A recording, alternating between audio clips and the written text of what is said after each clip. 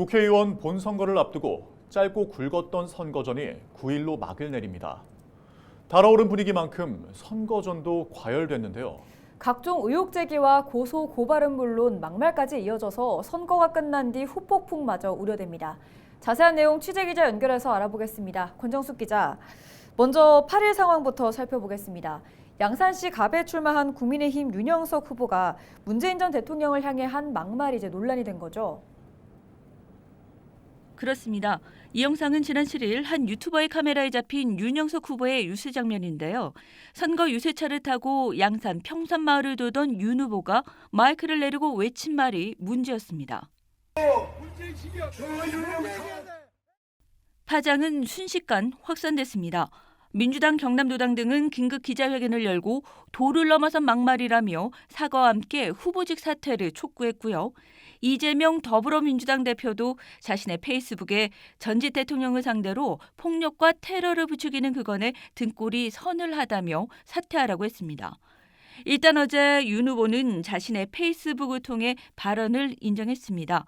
문 전 대통령을 협박하거나 위해할 의도는 없었다며 국민의 목소리로 들어달라고 해명했는데요. 그러면서 문 전 대통령은 성역이 아니라며 국가 원로로서 민주당 후보 선거 지원에 중용을 지킬 것을 주장했습니다. 여전히 파장은 계속 확산되고 있는데요. 과연 이번 막말 논란이 어떤 영향을 미칠지 주목되고 있습니다. 네, 그런데 이번 총선에서 고소고발 또 의혹 제기, 불법까지 이어지지 않았습니까? 그렇습니다. 공직선거법상 기표소 안에서는 투표용지를 촬영할 수 없고 공개된 투표지는 무효가 되는데요. 거제에서는 특정 후보에게 기표한 투표용지가 단체 채팅방에 공유되면서 거제시 선거관리위원회가 조사에 나섰습니다. 그런가 하면 산청, 함양, 거창, 합천 선거구에서는 특정 후보와 당에 기표된 인쇄물이 발견돼 논란을 빚고 있고요. 지난달 18일 양산의 사전투표소 4곳에서는 불법 카메라가 발견돼 설치한 유튜버와 공범이 모두 구속되기도 했습니다. 그런가 하면 고소고발도 이어지고 있는데요.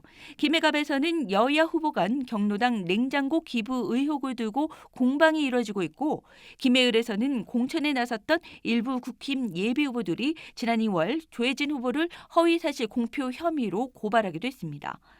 역대 선거에서 보면 막말을 비롯한 이런 논란이 판세에 적지 않은 영향을 준 선례가 많았습니다. 그래서 선거가 과열되고 막판을 향해 갈수록 이런 상황도 더 많아지는데요. 사회도 유권자의 시선도 달라진 요즘인 만큼 지역민의 선택을 받기 위해 나선 후보와 정당 모두 이제는 달라진 자세가 필요해 보입니다. 네, 여기까지 듣겠습니다. 지금까지 보도국 권정숙 기자였습니다.